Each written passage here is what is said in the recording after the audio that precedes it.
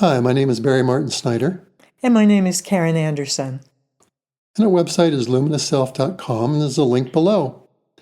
Today we thought we'd talk about this whole issue or subject of what is the goal or the purpose of the spiritual journey for human beings? Where does it go? What's it really all about? And we've been doing this for quite a long time, and we've watched all these different paths, all these different practices, versions of awakening, self-realization, enlightenment, all these different things. And we just have this impulse to really take a look at what has been shown through spiritual traditions over time as to what the true unified spiritual path is that's behind all these different, whether it be Sufism, Hinduism, Christianity. There's common threads that tell us, that give us the bones, the structure of what the journey of the human soul is in its spiritual process of realizing its nature. So when I sat down to do this, I started to think about Aldous Huxley because he wrote a book called The Perennial Philosophy, which I read years ago, but it was sketchy in my mind. But I knew he did this work. He basically researched all these different traditions and tried to find the commonalities. What are the threads that link these all together? And we thought in this recording, we'd sort of kind of go over those, talk about them to get this roadmap of what these traditions all say in commonality. What led us in this direction was that we're beginning to meet a lot of people all over the world who are relatively new to the spiritual path. And we have a lot of people who are following our YouTube channel that are in that same category. They're exploring spirituality. They're really interested in awakening. And what they are doing is based on the best information they have at this point in their journey. But a lot of times what we experience is that they may be lacking a sort of foundation or a bigger context for what they're doing. And so everything that they're experiencing in their spiritual journey may end up feeling kind of partial because they don't have an overview. So we kind of felt that it was time to offer one example of that overview, and we decided to check out Aldous Huxley's work again. We both read this book, The Perennial Philosophy, a long time ago, and it was written way back in 1945. And his whole goal was to show that there were beautiful synchronicities and overlaps in all of the world's spiritual traditions. And he set them out in this book. And I can remember reading this when I was very new to the path back in my 20s and realizing, wow, there are all these overlaps. There is a coherent whole. I'm not just stumbling around, in a sense of not finding that coherent whole. I'm not just exploring the parts and pieces, but Huxley's book began to give me a sense of the broader perspective on the spiritual journey. So we thought we would talk more about that here. So we did an AI search on the core ideas of the perennial philosophy. And it's great because an AI search will give you exactly what you're looking for. So here is number one. And we must say that after we did this, we looked at it and he said, oh yeah, Huxley really defined clearly what we've experienced in our own journeys. Yeah. We've seen this time and time again, that everything he's saying mirrors our direct experience. Yeah. So we thought we'd just kind of go through this and talk about what Huxley found and talk about some of these different facets of it, broad view, and maybe some things about our own personal understanding and experience. Number one, the divine reality is one, beyond all forms. I mean, that just sounds so pithy and expresses so much of what we experience in our own journeys. That yes, there is a divine reality, and it is one, and it is beyond all forms. And when most people begin to awaken spiritually, to this transpersonal levels of themselves start to come home. They're drawn towards finding what is God? What is this ultimate reality? It's been called by many things, God, Brahman, the Tao, the Absolute. There's so many different names for it, but there's a natural impulse to transcend the limitations of our human experience and consciousness into finding out what that thing is. And that is the first step, is to realize, to move towards the understanding and through direct experience of what this is. And it's also different for what this ultimate reality is can be defined differently by what they find. There's a God, there's a source creator that is the beingness that brings forth all of creation and inhabits it all. There's in Hinduism, there's the Brahman, which is even prior to what we would call a defined creator God. That's the ground of everything. It's the same thing in Buddhism, the Dharmakaya. The Absolute, which is undefined, can't be discussed, whatever. The Tao that can be spoken of is not the true Tao. That was one of the things that struck me very early in my journey. But this first aspect is this vertical ascent where we go up out of our human experience to find that which defines that ultimate reality.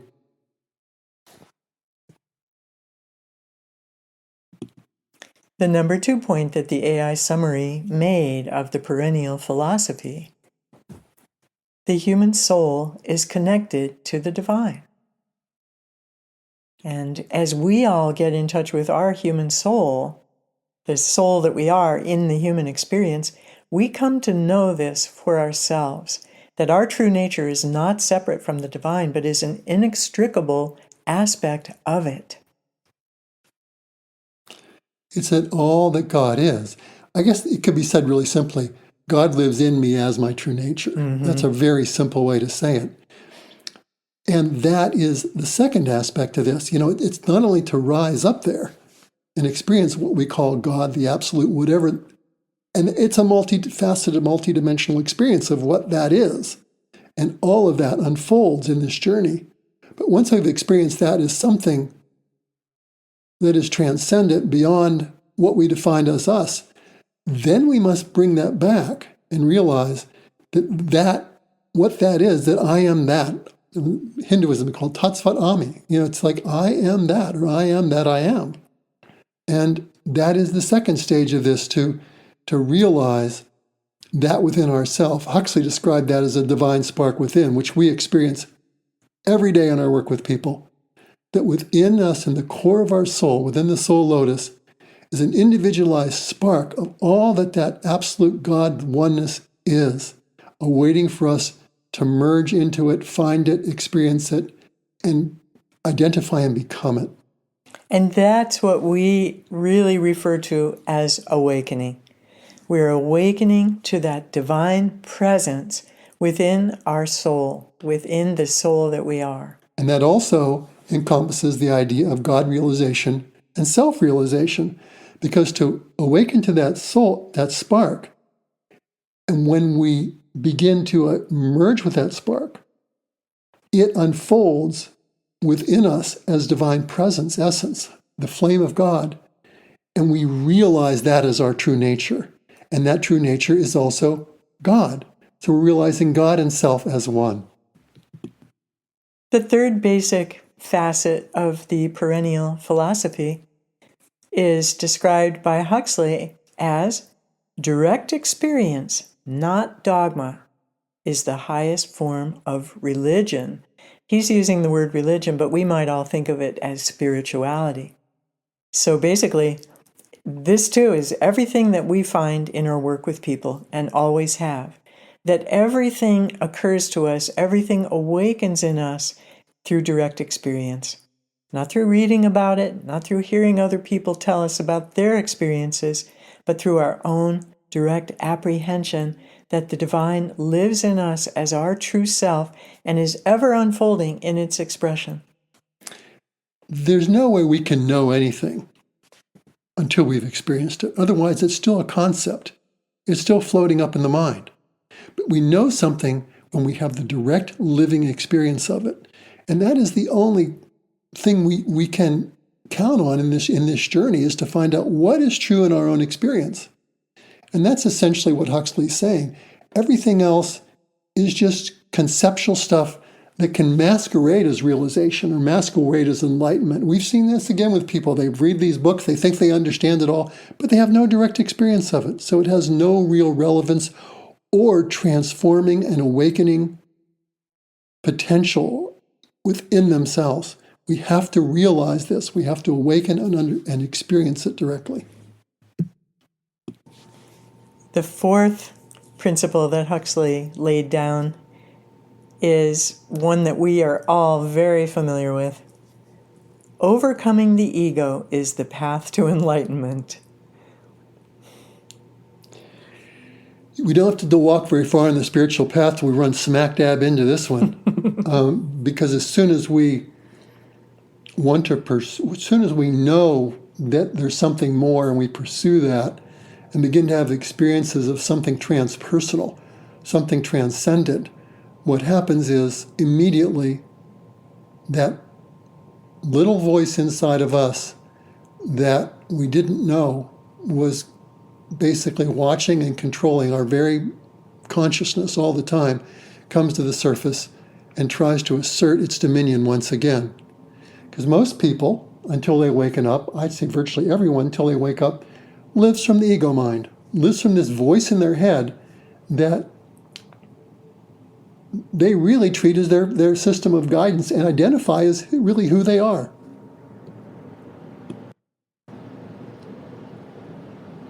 Living from this ego mind is the typical human experience.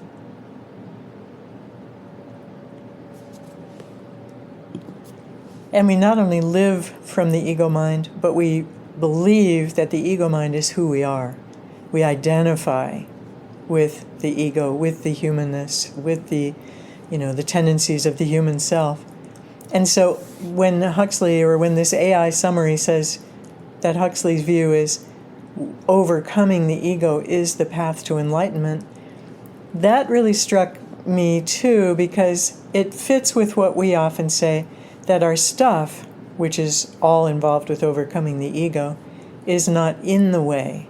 It is the way to a full awakening.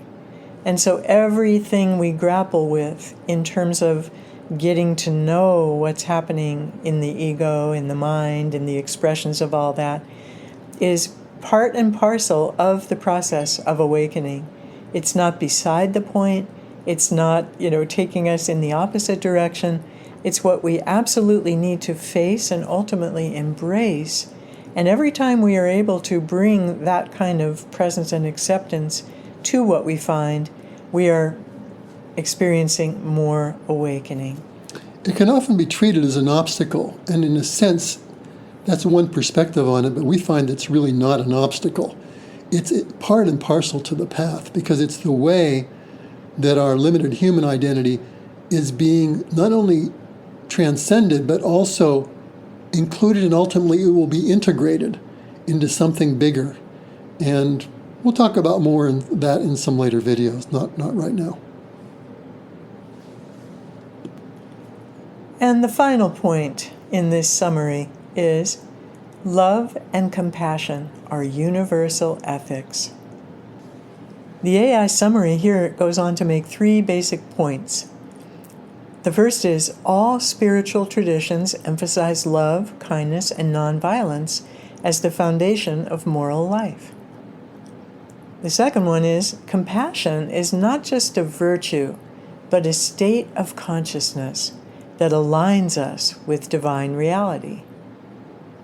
And the third is love thy neighbor as thyself is not just a moral rule, it reflects the deeper truth that all beings are one. Yeah, you find through all these traditions that love seems to stand at the center of everything. Everything orbits around that and is integrated into that. And you know the truth of it, of the validity of a path, when it has love as its integral central point, because that's what really unites. Love is the fabric that unites everything. It's what everything arises from, is love. And it's what is witnessed in human life, is that which brings us to harmony, peace with ourselves and others and all of life. Without love, what is there? This is something that we see in our work in a really profound way, because as people wake up and realize that they are souls here in the human experience because they've chosen to be here, they also simultaneously realize that everybody else is a soul in the human experience. And we watch as we work with people over time how their outer lives shift to reflect this fundamental shift in awareness. We've often noticed that people who begin working with us in a state of a lot of conflict with the people around them, gradually over time, as their awakening deepens, just naturally become more loving.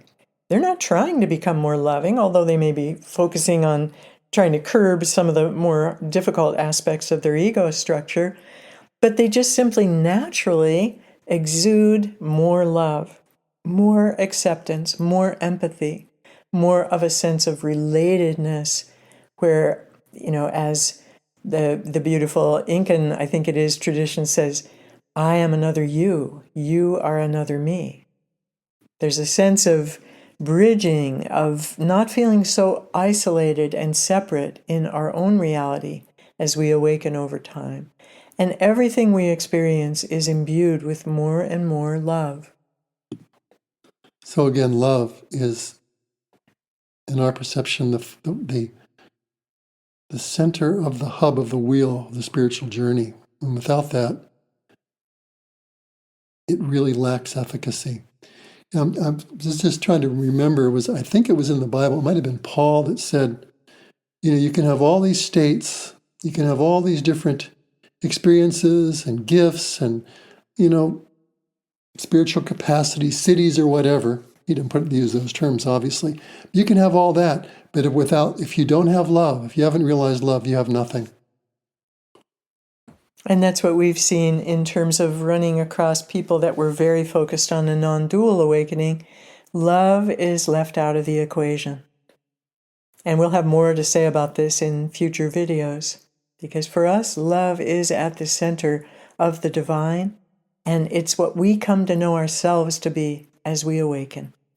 And in a very simple way, we found that using love as a central focus in this journey, everything we experience within and without, is the direct, most expeditious path to full realization and enlightenment.